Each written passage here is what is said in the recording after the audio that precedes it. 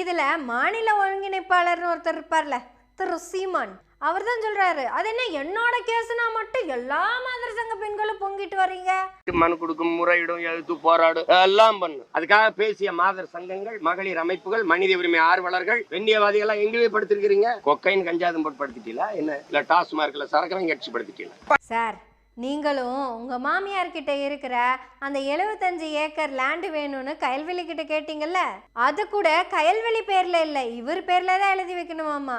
ஏன்னா கயல்வெளிக்கு ஒரு அக்கா இருக்குது, அப்ப சொத்தை 2ஆ பிரிக்கத்தான் வேணும். அதெல்லாம் வேணாம், முழு சொத்தையும் என் பேர்லயே எழுதி வையின்னு கேட்டாரு. அதெல்லாம் செய்ய முடியாது அப்படின்னு மாமியார் சொல்லிட்டாங்க. ஏன்னா மாமியாருக்கு தெரியும் மருமகனுங்களை பத்தி, அதுவும் சீமான பத்தி அந்த மாமியாருக்கு நல்லாவே தெரியும்.